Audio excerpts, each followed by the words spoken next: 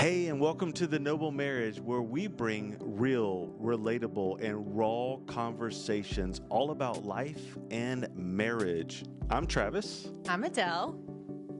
And we are The Noble Marriage. It's good to see you today. Hey, babe. You look handsome. Thanks. You're welcome.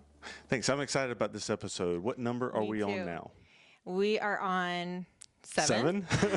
It's hard to keep track. 7. Yeah, if you are just joining us, we are so glad that you're here. Today's conversation, we are going to be diving into some really fun topics about marriage and life. And if you've been following our story at all, you know that our story is a story of a lot of pain. And we're sharing that openly so that you can put yourself in our story. Whatever you've been through, it's all the same stuff. Like, we are all human. And right now we are really laying the groundwork for what's to come in our book, which is for every individual out there. It is. We're obviously in the marriage space. We're in the marriage ministry space, but this is an individual thing because it's an individual. We come to marriage as individuals, and that's usually where we end up making a good bit of the mistakes is in our own selves. Right. And if you've been following us, we talk a lot about being whole and complete and the importance of being whole and complete. And a lot of us show up to marriage incomplete. Yeah, let me talk broken, expecting each other to complete each other. Yeah, let me give our phrasing of that, because in marriage therapy, marriage counseling, it's really not about the marriage. It's about the individual. It's about how we show up as individual, as whole and complete. Because here's what we want to do. We want to complement the marriage rather than complete each other, which is what we typically do when there's something wrong with me. You know, I feel not good enough. I feel like a failure. I feel like people judge me. And so when I get into this relationship with you, because I feel that way, and it's really strong, right? I feel like I'm a failure often. I'm going to need you to fix that part of me or maybe make that diminish in me in some way. And I give you all that power to do that. And I take away my personal responsibility that it's my issue. Yeah. So anyway, we talked about that a lot in episode 4. So be sure and go back and check that episode out. I think it's 4. That's amazing that you remember the episode. I'm thinking of thumbnails, and I'm like, that was like 3 thumbnails ago. So. Hey, you want to start off with gratitude? I do. Okay, I like to start off with gratitude with you. Yeah. Okay. What I'm grateful for you this morning is your patience, your understanding, your peace, your self-control, your ability to help me be a good parent. I'm very grateful because I get worked up around, I don't know if you guys ever get worked up around things in your life or around parenting or in your relationships. And sometimes I get a little worked up. Yes, someone wasn't loading the dishwasher properly this morning. And I think someone else got a little uptight about it. Yes. So I want to tell you, thank you. Thank you for helping me process and work through that. You're such a good wife and mom. Thank you. I receive that. You're welcome. My gratitude is actually the same for you. Is this morning when I did redirect you, you were open. And wow, I remember a time in our life where you were not, and that would have ended up in this whole, what we call a vicious vortex of death.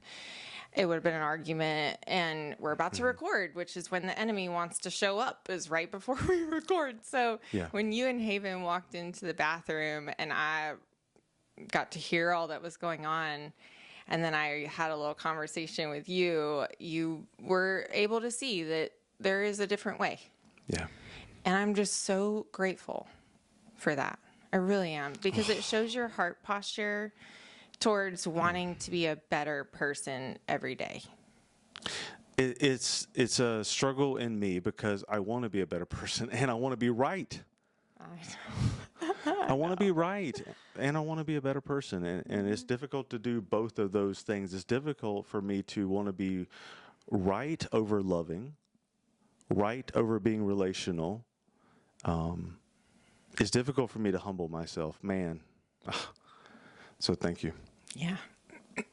You want to talk about last week and what we went over? Yeah, last week we talked about my first discovery of broken trust in our relationship, which is where I ended up not addressing things that I really should have out of fear. And I want you to stay tuned because next week we actually talk about what was holding me back from opening up and having good conversation about the things that matter. Because there were things that had happened in my life, and that kept me quiet. And there may be things keeping you quiet in your relationship too. So go back and watch that episode. It will give you a little bit more courage and a little bit more insight into the importance of speaking what's really there for you in your relationship. Yeah. And today's conversation is another portion of our book that Travis wrote, and it's all about the secrets and lies that really, as human beings, have you ever told a lie to your spouse? Maybe it's just a little tiny lie. Just a tiny one. And then kept it a secret that you just lied. I think I was just there a couple of months ago. I lied to you about something that was so stupid. It was like Dollar Tree and whether or not I went to Dollar Tree. Because in that moment, I was like, you expected me to go and I didn't want to let you down. So it wasn't like I intentionally thought about lying. It just, boom, it happened. Yeah. And then later on, the Lord just convicted me, which I've asked him to, I don't want anything between us. Lies and secrets is what ended up our relationship where it was. And now that there isn't that blockage there, the intimacy and the connection that we have is just so rich. Yes. That I don't want the smallest thing to even come in between us. And so I had to come to you and be like, I don't want to tell you this, but I lied to you and I'm so sorry. And it was just so worth it to get that clear. You said it was worth it to get it clear? Oh, yeah. Yeah, because I knew that blockage was there. There was something I knew that you didn't know. Yeah. Thank you. Thank you for that. I was surprised when you shared that with me and you shared that, hey, there is a lie that I need to tell you about. And I was thinking, man, what does that take for you to be able to humble yourself, Adelle, and be able to share? It's holy confidence because I didn't want to tell you. Right. I wanted to go to my grave with that stupid little lie. I get that because I've held so many lies from you throughout our marriage. I totally get that. Yeah. Yeah, and so what we're going to be sharing is you had a double life of secrets and lies. And it is more extreme, I think, than what some of our audience is going to relate to. But we really want you to look at this from the perspective of it starts somewhere. It starts small, and then the enemy wants to grow it over time. And that's exactly what happened to you. So we're going to start off with you reading a portion of our book. Let's do it. But I also just want to say that this is an unhealthy pattern that we're about to talk about. This is not healthy. This is not good for relationships. We are not condoning this by any means, but it is our story. And that's what we're here to share. And at this point in the book where you're going to be reading from, we're at about 2 to 3 years into marriage at this point. And so I was really shocked after you received a text from someone I didn't know, and it was your response that shocked me. And I'll never forget that. And so I would love for you to read it. The title of this one is Secrets Make Me Sick. I don't even want to read this. I know. I get it. Next week, I don't want to read. There are some things that we do as humans that we do not want to be known for in our Right. worst selves. Well, you're doing everyone else a favor by showing this brokenness, this vulnerability of how you used to be, because most people don't want to see it in their own life. So thank you. Thanks, babe. I appreciate that. Apparently, I had become a master at keeping secrets, and I hated myself for it. I would make Adele feel crazy and foolish for asking anything accusatory. You know, if someone called or texted me, she would sometimes ask me who the person was. Regrettably, I would tell her that it's none of your business. Each time. And I became better at hiding my secret life. None of your business. Woo! Oh, Adele, how do you feel about this statement? Oh man, okay, so I'm trying to put myself back into that because just literally like our brain doesn't know the difference between thought and reality. It's the same thing. So when I can think about that instance, I remember my heart started beating faster. I felt like someone started choking me. I felt like this loss of trust in our relationship because it was the way that you responded that I felt so insecure. Not that I was insecure, because good. there's a difference. It's not That's that good. I was insecure, but behaviors made me feel insecure. Yes.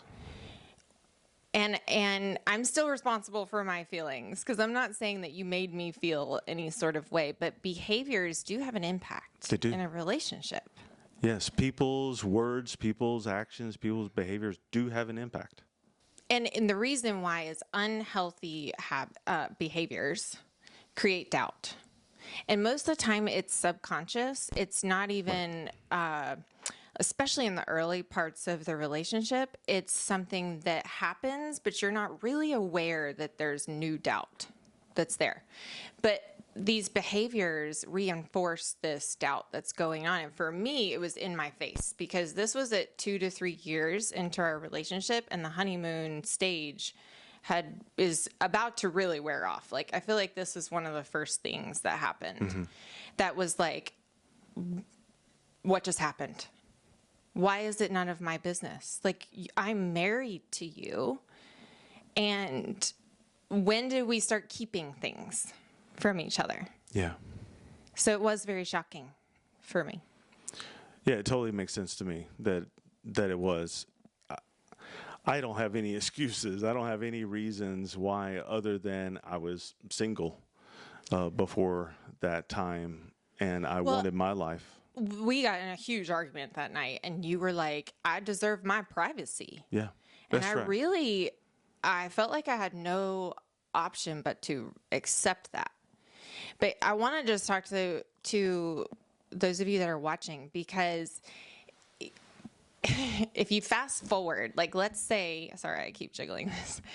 If there is subconscious doubt going on in the early parts of a relationship, and then we fast forward, how that manifests in a marriage is it comes across as jealousy. Like, as soon as I'm bringing it up to you 2 to 3 years, and I'm telling you I'm not okay with this, but it's been going on in the background because you had been doing a lot of things that were creating doubt. I just was totally unaware. So now, Yes, I'm through our acting. dating, through our engagement, and into our marriage, my actions and behaviors were they were not they weren't consistent with an saying, integrity. You are the only woman in my life, and no one else is important to me. You weren't saying that. Right. Through And my words and so- actions, I was not saying that you are the priority in my life. You are significant, and you are the priority. Yeah. So then now I'm acting jealous is what you're thinking, and I'm That's right. trying to have conversation about something I'm uncomfortable. So I feel the need to control.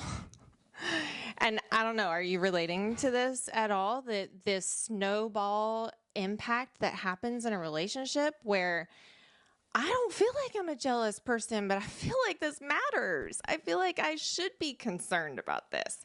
There was so much confusion. I have so much confusion. And let's just talk about inside a marriage. It absolutely is my business. Yes. We are in a covenant together, and that is a really serious commitment, right? Yeah, you're totally right. It is serious that when we choose to leave our mother and father and cleave to our spouse and we become one, it absolutely is the covenant of marriage where we are one. Now, we're individual. Absolutely, we're individual. That's a whole other topic for another day. This will be a great one. We're not expected to complete each other, but there's also a ring. So you could imagine there's a ring around us that it makes us A individual. ring around the covenant. And then there's a ring. Say thank you to Sonia and Cody for that. And then there's a ring around that covenant too. Right. That's great. There's a ring around that covenant of those two rings too. And that is a oneness that we share. That if there are secrets that are between us, there is a crack in that ring. There's a crack in that ring that would allow the enemy something to get there. Right. And like we said, it always starts small. It does. Yeah. Not wanting to It would make share, sense not to wanting start to be small. transparent and open, because that is what a marriage is all about, is being humble, open, and transparent in everything that we do. Hot. I like it when you're hot, babe. Oh, okay. So one of the things that we didn't talk about, that we didn't talk about was what are boundaries and safeguards, and who needs those anyways? No. You start talking about that junk, and I'm going to leave the room. You're now trying to take stuff away from me. Control. You're controlling me. You're trying to take stuff away from me, and I don't like that at all. Have you ever felt that way when you heard that word, boundaries? Like, oh no, we're not doing that. That means all the good gets kept out. Yeah, you're sucking the joy out of my life. No. Right? Well, let's talk about what is it really? And what's the importance? Quickly. Okay. I'll quickly say something, and then you quickly say something. Yeah. Boundaries and safeguards.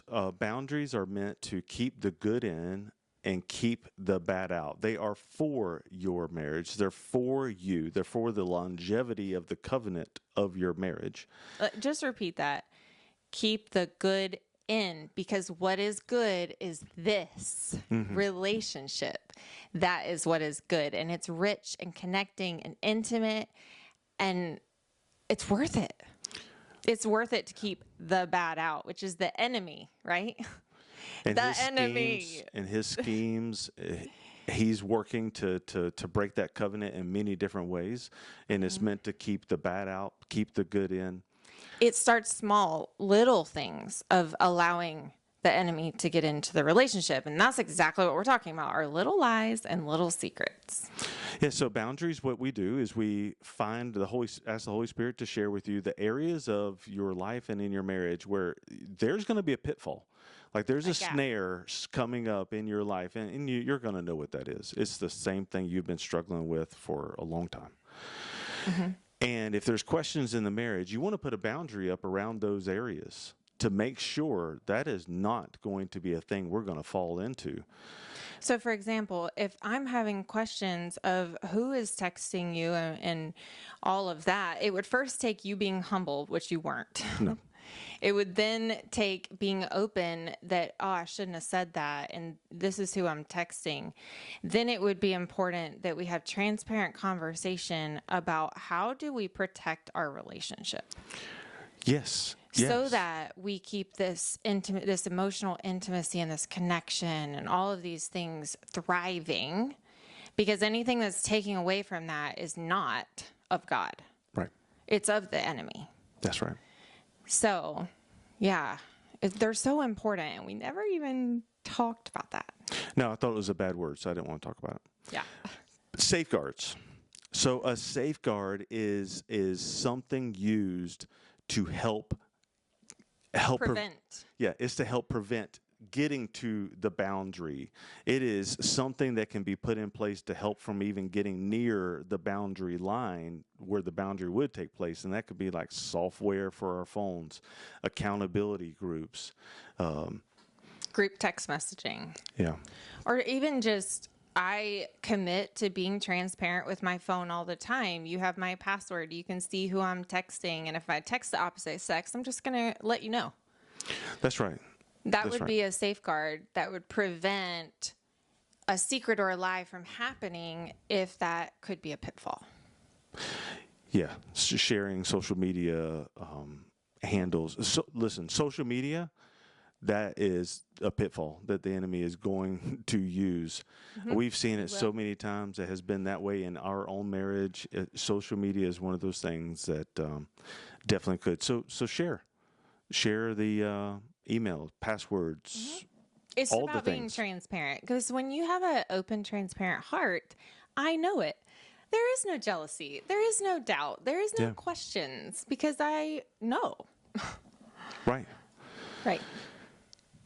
Yeah, We so may let's have- get back to We may have reading. spent too long on boundaries. No, but let's get back to reading that part of the book, because it gets even better. Secrets were so unsatisfying, yet thrilling. It seemed like I wanted to have and keep secrets ever since I was a kid. I liked knowing things that others didn't know. This double life with secrets wasn't something I wanted any longer. Yet, I would go back to the lies and secrets like a dog to his vomit. I found the secrets of hiding my behavior intoxicating.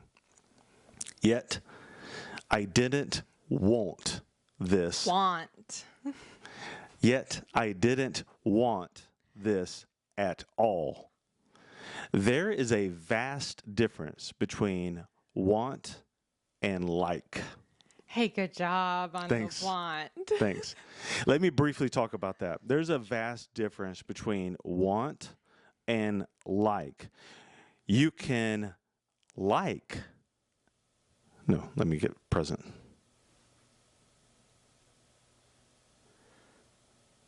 Okay.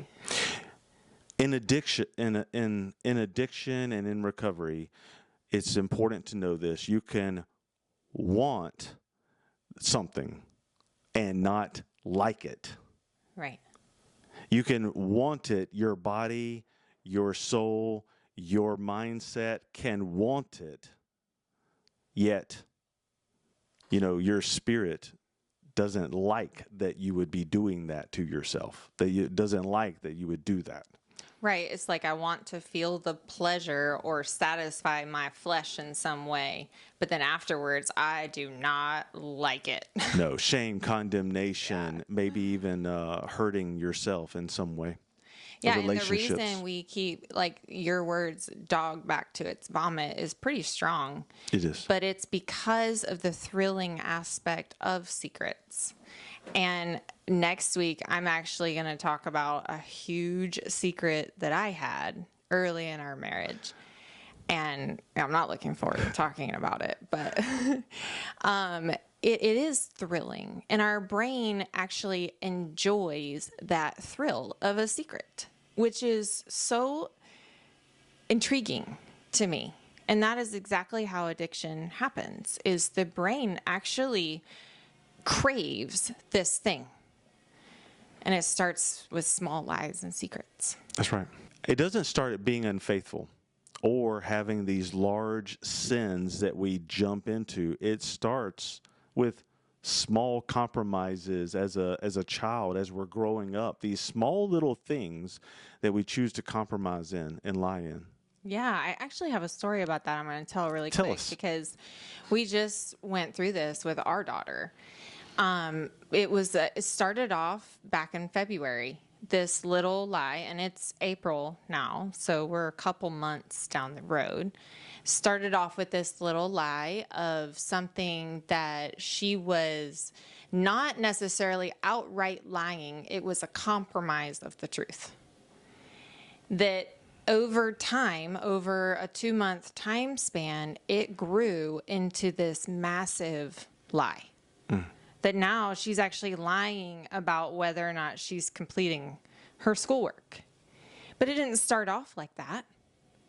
And do you know what's even crazier is after, getting her freedom from that lying spirit, she was able to see for herself, and we're going to talk about this a little bit more, but that's the next section of Secrets Make Me Sick. It actually was causing her to not be able to sleep at night. She was losing sleep because of her subconscious felt guilty. It wasn't even like she was laying there thinking about, oh no, I lied. However, her subconscious knew that there were lies and secrets. And so it was keeping her awake at night. Right. As if she's thinking about it, and she never was. For months. For months. It's unbelievable and he comes after our kids, Yeah, there's no That's age. the scariest part of There's it. no age limit or starting age that the enemy has that he can start in our lives. So let's go back to the book. Keep it going. What is wrong with me? Why do I live a double life? Why the secrets? In my now healthy life, I've discovered that secrets made me sick. Secrets will make you sick also. Secrets are harmful.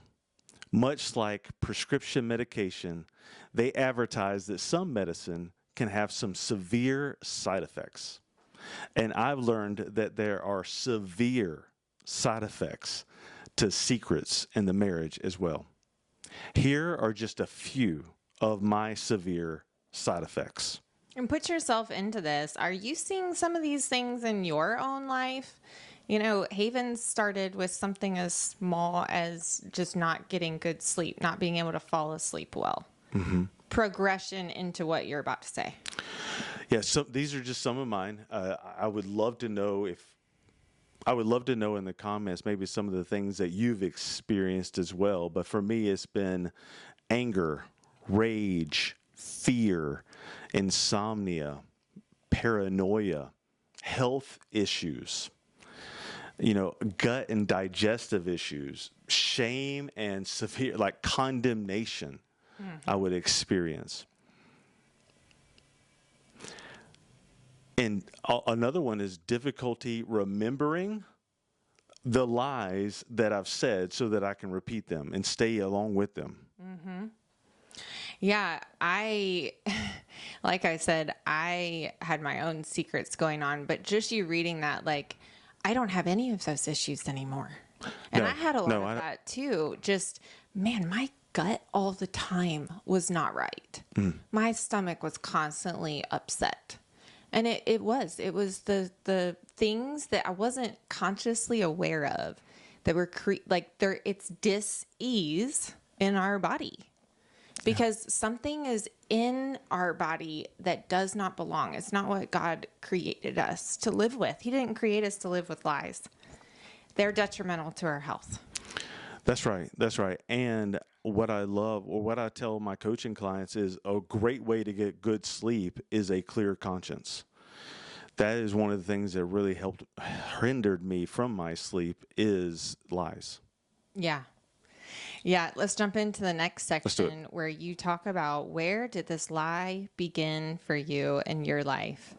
And just this kind of goes for every episode, but if you have little ears around, you may want to put your AirPods in or whatever, but that does apply to every episode. So just know that. Yeah, that's a stamp on every episode. Yeah. Who knows what we're going to say. When I was 8 years old, my friend and I found a secret doorway into what became our playroom. Once in the room, we saw all kinds of things stored in there. And we made a playroom there and had the best time. One day we were playing and we found a large stash of pornography magazines. And after seeing the front page of the first magazine, I had an intense curiosity of what was inside. We both chose a magazine and then began to look through them. When I first turned the page in that magazine, I felt like my fleshly eyes were opened. I don't know what Adam and Eve experienced in Genesis 3 when their eyes were opened. Innocence. But I'm telling you, when I experienced this, I felt dirty and exhilarated at the same time. Something had awakened and come alive inside of me, and it felt like it was consuming me. Wow. It felt like something I was missing all my life. I felt like something good that had been forbidden and hidden from me. Just like the fruit. Yes, I felt an intense burning inside of me that started that day. I felt energized, elated, happy, and yet so much shame, like I was doing something horrible. At 8 years old, my innocence was gone. Satan, that evil snake, comes to kill, steal, and destroy at a young age. So young, in fact, I wasn't even born, and he was already out to destroy our marriage. Right. Right.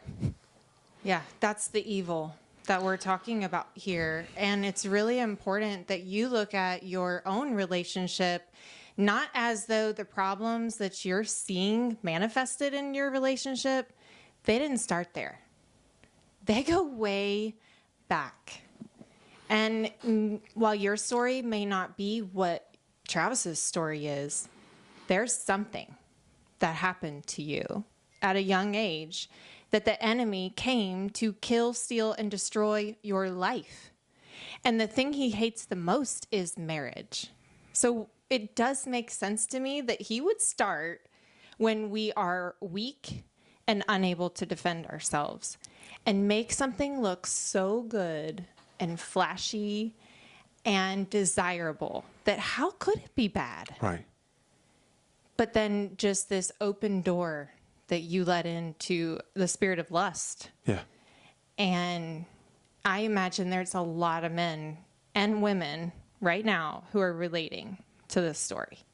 Yes. Because pornography is it is a disease all over the planet. Yeah. It's an epidemic. Yeah, as you were talking, it reminds me that what the enemy does is he is the adversary. He is going against what God is for. And what he is doing is he is creating a counterfeit of everything godly. Everything godly, he will create a counterfeit of that in a way that will destroy us in some ways. So, for instance, our bodies, inherently, there is nothing shameful No. about our bodies. God made the human body to be wonderful and beautiful. Physical intimacy, there is nothing shameful for that in the context of the covenant of the marriage. He made it to be good. But there is a counterfeit to that, and that is what he wants us to go for. And that creates shame and condemnation about our bodies. Oh. Distortion. Destruction. Confusion about all kinds of things. Yes. And that could be another episode, by the way. Yes. That's something we don't have the time to go down today. Right. All right, get back to reading. Okay. Apparently, I had burned these images into my brain, and when I wasn't looking at these magazines, my thoughts often drifted to fantasizing sexually about the women I saw in these magazines. I could not get enough of the visual stimulation of the female body after that point. I knew I could never tell my parents or anyone about this. No one could know. If they knew, I would lose access to this treasure trove of valuable magazines. The secret must be kept. It makes sense to me. It makes so much sense. Like, I'm thinking about, as an 8-year-old, the thought process of that. That's something so intense and heavy that you probably had no idea how to process. So I'm just curious, like, what was the impact of your childhood? Because you were 8. I'm thinking through that, and I think the impact was it messed with my emotions a good bit. One is we're talking about secrets already. It had me wanting to keep secrets. I don't remember keeping secrets prior to this. It had me wanting to keep secrets. It had me not being able to like process these emotions, the strong emotions that I'm feeling at 8 years old. That is not meant for an 8-year-old to process and feel. And I don't know how to do that. I felt like it just stole my innocence and my joy of just every day playing and having fun. It's not that I didn't do those things. I still did. But they were more of a background thing. You would rather be Of in course. that little secret room. Yeah, they were more of a background thrilling. thing for me. Yeah. Yeah. I mean, just the thrilling aspect of pornography. We're going to talk about that in just a minute, of what it does to the brain. But it's fascinating to me that in that moment, your brain was altered. It wasn't something that you're like, it's going to take time to really impact me. No, you're impacted just like that. Instantaneous, yes. It is fascinating to me that happens, but it's because of the stimulation. And so it makes sense as an 8-year-old why you would choose to keep that a secret. Yeah, I just wanted to say that this is not necessarily a man thing. This is a human thing. Women also are consuming and addicted to pornography, just like men are as well. Yeah, and let's just fast forward. You were 8, but let's fast forward this behavior that was immediately altering your life, because now there's secrets and lies. So there's darkness, there's the enemy, the scheme. And it makes sense to me that you would do that in our marriage. Because you had reinforced a habit that wasn't like, I'm going to get married and I'm going to stop this. This is over because now I'm entering into a new relationship. You didn't even have a choice. You did. I don't want people to hear me saying you didn't play a part in that, because you absolutely are responsible for your choices. But when we look at the big picture, the enemy's scheme on your life was so much bigger than any plan you had for your own life that he took control over your choices and your behaviors. Yes. And you just went right along with it because you didn't know any other way. Yeah. I'm glad you said that, because what you could get out of this is that I have no personal responsibility and the devil made me do it. Yeah, that's not. And no, that's not what I'm saying. What I am saying is there is a real enemy, and that real enemy would have me going after things that would be a counterfeit to what God would have for me. And because I'm going after those things and they're lies from the enemy, there's no truth in it, then there's all kinds of confusion and shame and condemnation that will confuse my mindset. Put a veil over your mind. And would have me continue to keep going after these things. Now, it is my choice, and I'm doing those things, and it's my personal responsibility, and I own my actions. And there's a real enemy behind my behavior. Right, and that goes back to the want and like. You want it because this enemy's operating in the background, but you don't like it because God did not create you to live like that. I don't like it because God didn't create me to live like that, and I don't like it because it destroys myself, my health, my relationships around me, the people I really love. Yeah. Yeah, your heart, most important. It just hardened your heart and just brought the enemy in to wreak havoc and destruction all around you. Yeah, and I can't keep going without really recognizing that I imagine there's parents listening to this who have kids who may be in that framework, because listen, your kids, it's going to be difficult, but it would be important. Your kids could be and will be exposed to things by other people. Yeah. Internet, phones, they have access to different things, relatives. And so this may be great for you to even not only look into your relationships and your marriage, but look into parenting as well. Yeah. And I don't want to do parenting on this. well, I just but want to share a little bit for the parents out there because your kids are getting exposed. If you think that they're not, you're being naive because we live in a world where it is pushed even on Disney. Okay? Yeah. Everywhere billboards, driving down the road, I see things and I'm like, man, really wish I could shelter and protect our daughter. And there is a point where protection is not what we need to be talking about. Having foundational conversation with our kids is what we need to be talking about. Because I want to expose Haven under truth. I want to tell her truth and I want to put that in her foundation. So when she is exposed, she knows what to do. And we have actually experienced that. I was just gonna say, wow, and thank you for you doing that. You spent a lot of time with Haven, specifically going over that, and it just worked. We just saw it happen, like So 2 or 3 weeks ago. Conversation 2 years ago. Mm-hmm. No, it was 1.5 years ago because she had just turned 8.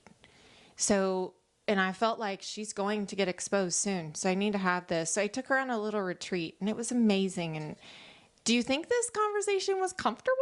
No, it was not. I was sweating. I had the worst sweaty armpits. But I knew it was important. Yeah. And I didn't know, what it was going to produce in the future. But I knew the Holy Spirit led me to do that. And I knew there was a purpose. And we went through a book, and we can put it in the description below because it's called No Bad Picture. And it is so helpful in having this conversation. But she was exposed on Canva the other day. Canva, which is something like, I was so shocked. And it was AI that produced this this picture. And she waited, it was like, I don't know, till the next day to come to me. And that image was just wreaking havoc on her. Yeah. Like when she came to me, she was terrified to say something. But she was like, I have to get this out. It's just making me feel so guilty. And I looked at the picture and it was not like a pornographic picture, but it was enough for her to go, oh, this is not right. Yeah. I need to confess. I need to confess to God, and I need to get this clear because I can't live with this. And that's what the book talks about. And it is powerful. And we just got to see it work. So her brain is trained to go, this isn't good. I can't look at this. Yeah. Versus what you experienced of, I want more of this. This must be good. Exactly. Yeah. That's great. Thanks for sharing that. Yeah. As you were talking, I was thinking, you were saying that kids are being exposed. I did that when as soon as I was exposed to it, I was like, well, I want to show my friends. Mm-hmm. And so I was ripping these magazine pieces out and taking them into school. I was exposing my friends to these things. Yeah. Yeah. And really quick, let's just talk about the super norma stimuli. Did I say that right? No. Super normal stimuli. Yeah. Okay. And that is where it is such a high stimulus for the brain that nothing else in this world can relate to it. And we did talk about this on another episode because there's not just pornography. It's also gaming, sugar, fast food, shopping, online shopping. There's other things, but pornography has its own monster attached to it because it is such a high stimulus. Yeah. So this relationship just really isn't thrilling anymore because that is more thrilling. That's why playing wasn't as thrilling anymore because going to your secret room was more thrilling.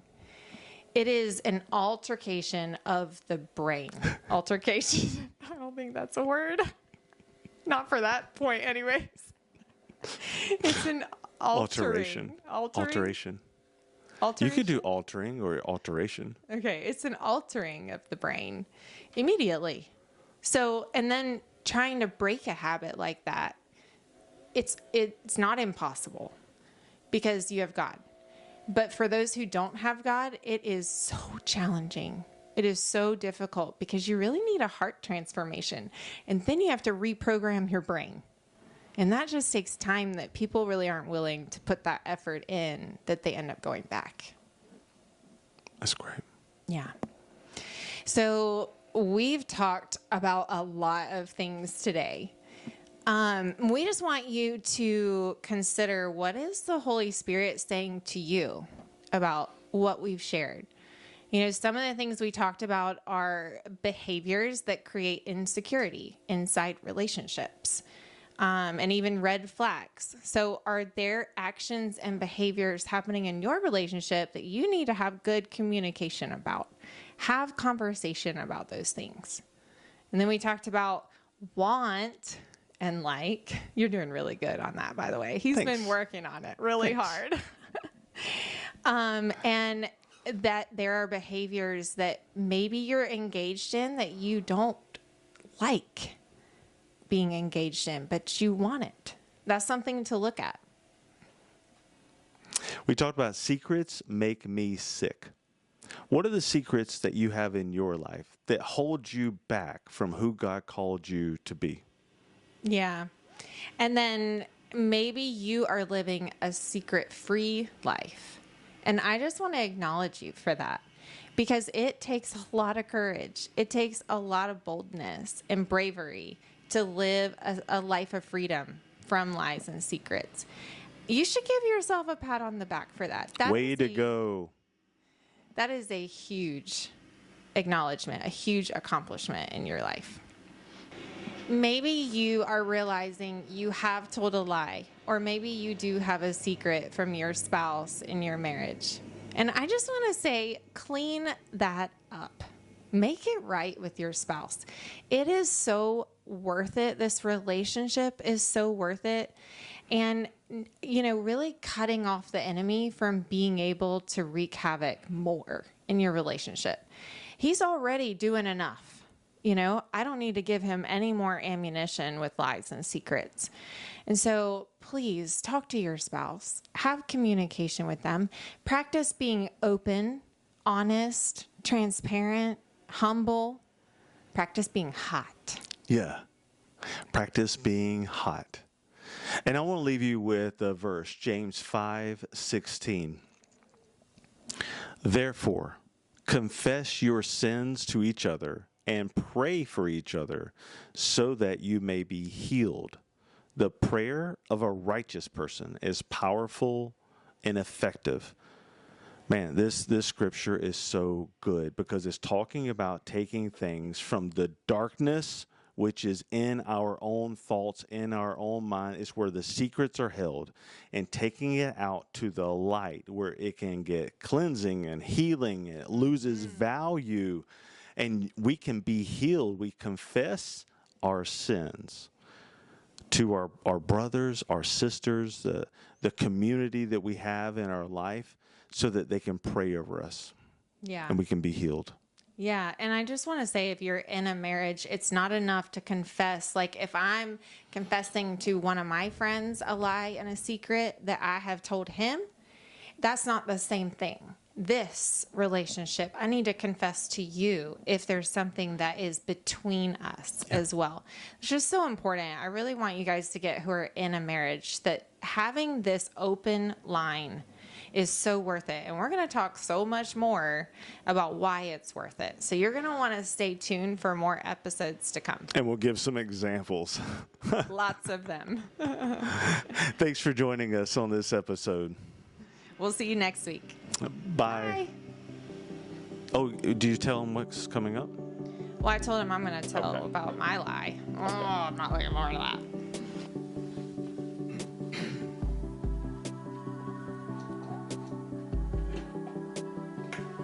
Here's what we're going to do. Oh, you're so funny. I love what you're doing back there. A napkin, Can't get it. yeah. Actually, actually, hold on, let me. Wait, tell me when that's straight. Your left side needs to come up. A little more. You're almost there. All right, hold that. That looks straight right there. Oops.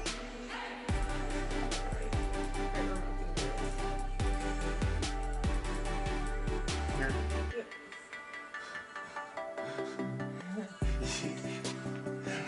Are you recording? You should record this stuff.